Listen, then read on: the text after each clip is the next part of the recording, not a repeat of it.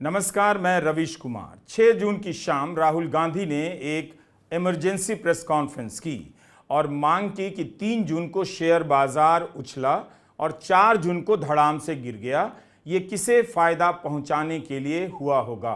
BJP के नेताओं ने कहा कि शेयर बाजार में उछाल आएगा, इस चक्कर में जनता का 30 लाख करोड़ डूब गया। दूसरी तरफ कुछ लोगों को हजारों लाखों करोड़ों का फायदा हुआ होगा। राहुल गांधी ने कहा कि हम इसकी जांच की मांग करते हैं, चाहते हैं कि प्रधानमंत्री नरेंद्र मोदी, गृहमंत्री अमित शाह एग्जिट पोल और विदेशी निवेशकों के खिलाफ जांच हो। राहुल ने यह भी कहा कि बीजेपी के चोटी के नेताओं ने यह घोटाला किया होगा, वे भी इस स्कैम में शामिल हो सकते हैं। इसलिए हम जानना चाहते हैं कि क्या वाकई में एग्जिट पोल हुआ, क्या वाकई में लोगों को फील्ड में भेजा गया, उनकी प्रक्रिया क्या थी, सवाल क्या थी, यह सब हम जानना चाहते हैं और देखना चाहते हैं कि इस खेल में प्रधानमंत्री मोदी और गृहमंत्री अमित शाह शामिल तो नहीं हैं। इसलिए इसकी जांच संयुक्त संसदीय समिति से होनी चाहिए, क्योंकि यह मामला अब काफी बड़ा हो गया है। पहली बार हमने नोट किया कि चुनाव के समय प्रधानमंत्री ने, होम मिनिस्टर ने और फाइनेंस मिनिस्टर ने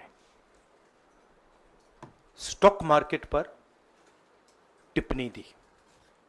प्रधानमंत्री ने 2-3 बार, 4 बार देश को कहा कि स्टॉक मार्केट तेजी से आगे बढ़ने जा रही है। होम मिनिस्टर ने सीधा कहा कि 4 जून को स्टॉक मार्केट आसमान में जाएगी, लोगों को खरीदना चाहिए। और यही मैसेज फाइनेंस मिनिस्टर ने दिया। तो ये क्रोनोलॉजी है। अमित शाह कहते हैं बाय शेयर्स बिफोर 4 जून। 19 में नरेंद्र मोदी जी कहते हैं stock market will break records on June 4। फिर 28 मई को रिपीट करते हैं। 1 जून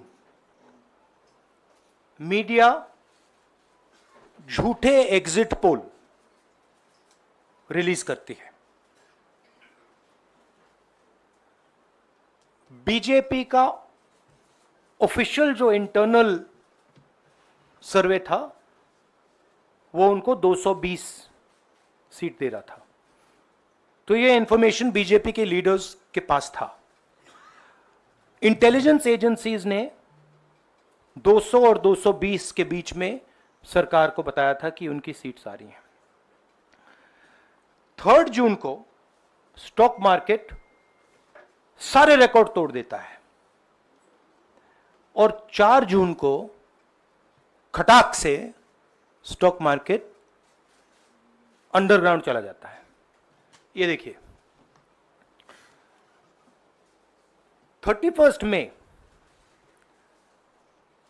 मैसिव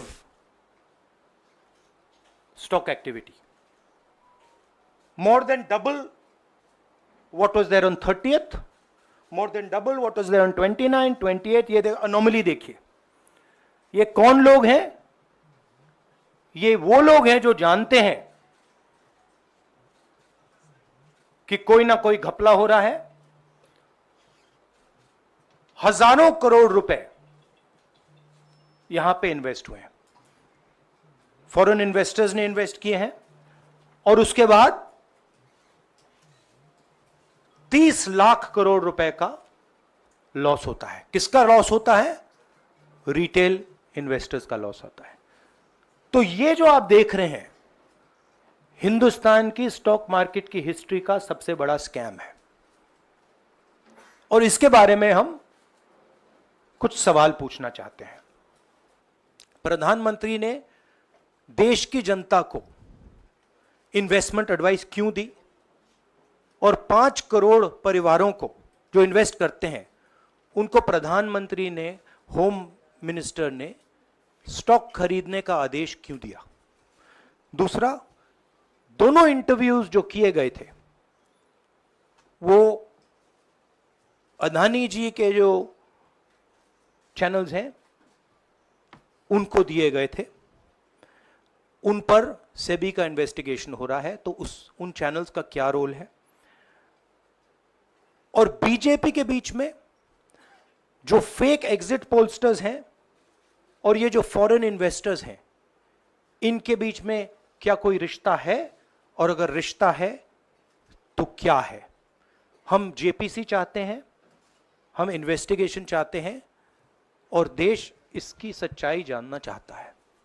आखिर क्या हुआ होगा? क्या प्रधानमंत्री नरेंद्र मोदी को पता होगा कि बहुमत नहीं आने वाला है? बहुमत बनाने का ड्रामा किया गया और लोगों से निवेश करने के लिए कहा गया। आम लोग भी इसकी चपेट में आ गए और अपना पैसा शेयर बाजार में लगा दिया। राहुल गांधी ने प्रेस कॉन्फ्रेंस में मांग की है कि जांच हो कि क्या प्रधानमंत्री और गृहमंत्री ने लोगों को गलत सूचनाएं दी। ये कौन लोग हैं जिन्होंने इस सूचना के आधार पर फायदा उठाया और जिसके कारण लोगों का पैसा डूब गया। मैं सिर्फ सरकार की बात नहीं कर रहा हूं, मैं दो इंडिविजुअल्स की बात कर रहा हूं। प्रधानमंत्री ने और हिंदुस्तान के सब रिटेल इन्वेस्टर्स जिनको नुकसान हुआ है, मैं आपसे बोल रहा हूं, आपको यह बात समझ आ जाएगी। आपका पैसा गया है, आपकी कमाई गई है, आपको नुकसान हुआ है, और इसमें करोड़ों युवा हैं जो ईमानदार हैं। तो नरेंद्र मोदी जी ने, अमित शाह जी ने आपको मैसेज दिया कि 4 तारीख को स्टॉक मार्केट आसमान छुएगी, और आपने उन पर भरोसा किया। मगर सच्चाई यह थी कि नरेंद्र मोदी को मालूम था कि 4 जून को स्टॉक मार्केट आसमान नहीं छुएगी। 4 जून को स्टॉक मार्केट का जबरदस्त नुकसान होने जा रहा है, क्योंकि उनके पास इंटेलिजेंस की रिपोर्ट थी और बीजेपी का जो इंटरनल असेसमेंट था 220 सीट का, वो उनके हाथ में था। तो मेरा ये सवाल है, और मैं आपसे इन्वेस्टर से कहना चाहता हूं कि आपको जो चोट पहुंची है, जो आपको दर्द हुआ है, वो चोट नरेंद्र मोदी जी और अमित शाह के बयान ने आपको पहुंचाई है। और हजारों करोड़ रुपए किसी ना किसी ने चोरी किए हैं। वो आपके जेब से गए हैं, रिटेल इन्वेस्टर्स के जेब से गए हैं। तो मैं चाहता हूं, आपके लिए बोल रहा हूं, मैं आपके लिए बोल रहा हूं कि इन्वेस्टिगेशन होना चाहिए, पता लगाना चाहिए कि प्रधानमंत्री जी ने, होम मिनिस्टर ने आपको यह गलत इंफॉर्मेशन क्यों दी, और ये कौन लोग हैं, इन्वेस्टर्स जो हैं, फॉरेन इन्वेस्टर्स हैं, जिन्होंने इस दिन फायदा उठाया। ये देखिए ग्राफ है, ये रेड चार्ट जो है, इसको देख लीजिए। ये नॉर्मल ट्रेडिंग है, ये नॉर्मल ट्रेडिंग है, ये ग्रे वाली नॉर्मल ट्रेडिंग है, और ये जो ट्रेडिंग है, ये अबनॉर्मल ट्रेडिंग है, ये 2-3 गुना है, और फिर ये हुआ है नुकसान। तो ये नरेंद्र मोदी जी और अमित शाह से मैं पूछ रहा हूं कि आप में इसमें आपका क्या रोल था, और रिटेल इन्वेस्टर्स के लिए पूछ रहा हूं।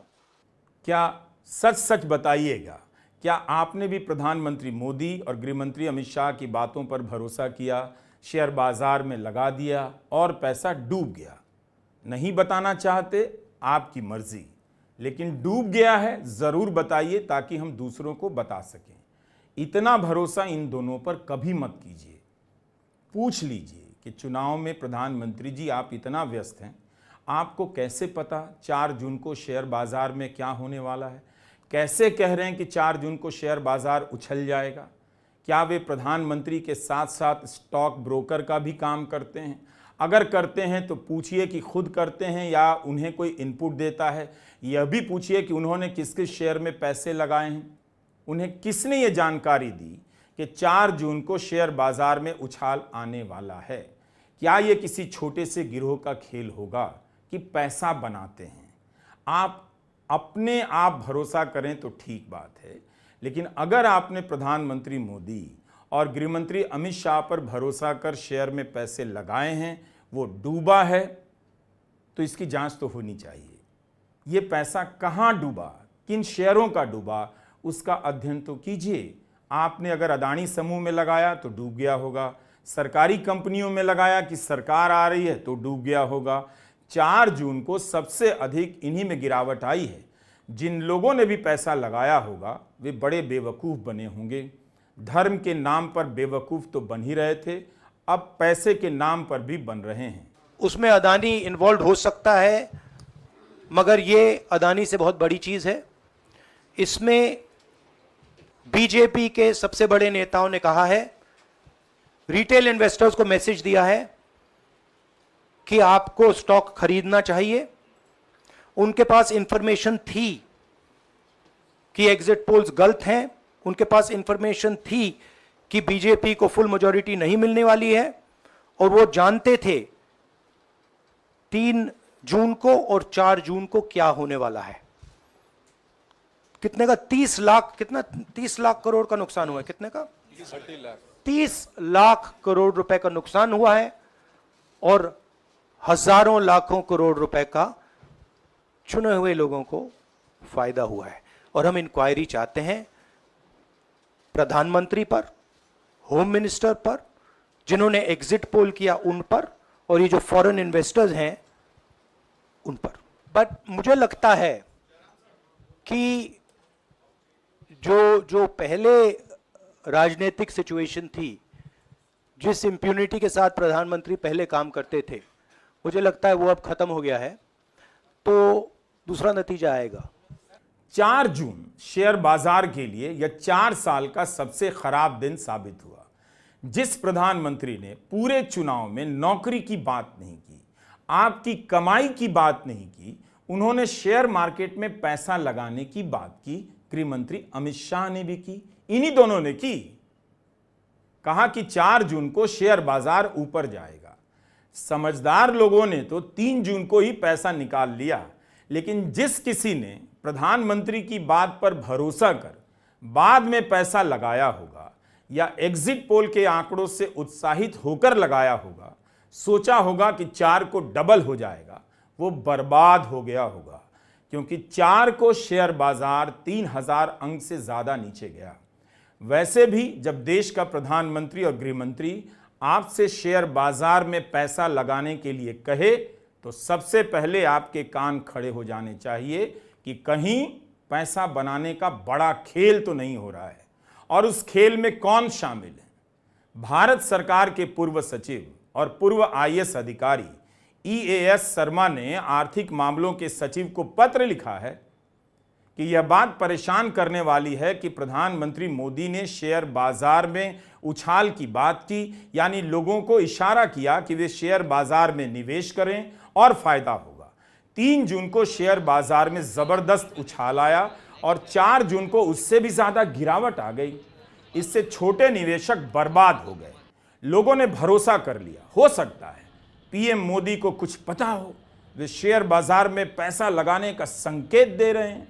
शर्मा ने अपने पत्र में लिखा है कि पीएम को किसने ये जानकारी दी, इनपुट दी, उसका पता लगाकर उस पर मुकदमा चलाया जाना चाहिए। सेबी को भी जांच करनी चाहिए। तृणमूल कांग्रेस के राज्यसभा सांसद साकेत गोखले ने पत्र लिखा है कि सेबी एक्सिस माई इंडिया की जांच करे। उसने बीजेपी को ज्यादा नंबर दिए, लेकिन जब रिजल्ट आया तो कुछ और निकला। ज्यादा नंबर देने से लोगों में आशा जगी और प्रधानमंत्री ने भी कह दिया शेयर बाजार उछलेगा। तो इसके पीछे किसने खेल खेला, इसकी जांच होनी चाहिए। जिन लोगों ने 3 जून को शेयर बेचकर पैसा बनाया है वो कौन है? यही नहीं, उन्हीं लोगों ने जब शेयर बाजार गिरने लगा होगा तब फिर से निवेश किया होगा, कम दाम पर शेयर उठाए होंगे, फिर से पैसा बना लिया होगा। लेकिन जिन्होंने लगाकर इंतजार किया होगा कि 4 को डबल हो जाएगा, वो तो बर्बाद हो गए। साकेत गोखले ने लिखा है कि क्या ऐसी कोई कंपनी हो सकती है, कोई ग्रुप हो सकता है जिसका संबंध बीजेपी से हो या एक्सिस माई इंडिया से हो, इसकी जांच होनी चाहिए। क्योंकि बीजेपी ने एक्सिस माई इंडिया से भी सर्वे कराए हैं। कांग्रेस के प्रवक्ता हैं पवन खेड़ा, उन्होंने एक न्यूज चैनल पर प्रदीप गुप्ता एक्सिस माई इंडिया के जो हैं उनको सामने से डांटा और कहा कि आपने जो किया है वो पाप की श्रेणी में आता है। लाखों लोग बर्बाद हो गए, उसका कौन जिम्मेदार है? सोच कर देखिए, बीजेपी की जीत का भरोसा इस हाल में कोई भी कर सकता था। इतनी जांच एजेंसियां, गोदी मीडिया और एग्जिट पोल, और न जाने कितने लोगों ने अपनी मेहनत की कमाई शेयर मार्केट में उस दिन लगा दी। मतलब इससे बड़ा धोखा तो कुछ और नहीं हो सकता। 4 जून को शेयर बाजार ऊपर जाएगा, इसकी भविष्यवाणी कोई भी नहीं कर सकता है। प्रधानमंत्री और अमित शाह ने इसका दावा किया। शेयर बाजार के जानकार तो ऐसा नहीं करेंगे, क्योंकि उन्हें पता होता है कि किसी भी कंपनी का शेयर ऊपर चढ़ता है या नीचे आता है या मोदी के कारण नहीं होता है और ना मोदी के कारण होना चाहिए। कंपनी का मुनाफा कैसा है, कंपनी कितना अच्छा कर रही है, भविष्य की योजनाएं क्या हैं, इसके आधार पर शेयर बाजार ऊपर नीचे होता है, अपना निर्णय लेता है कि इस कंपनी का शेयर कितना ऊपर जाएगा, कितना नीचे आएगा।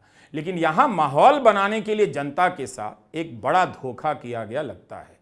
कहा गया कि शेयर बाजार ऊपर जाने वाला है, आप पैसा लगाइए, मोदी जी आने वाले हैं। 4 जून को जब प्रधानमंत्री मोदी को बहुमत नहीं मिला तो शेयर बाजार गिर गया। कुछ तो खेल हुआ होगा।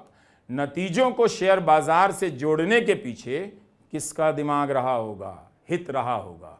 कोई तो होगा जो लोगों से पैसे लगवाकर अपना पैसा निकाल रहा होगा। नमस्कार, मैं रवीश कुमार।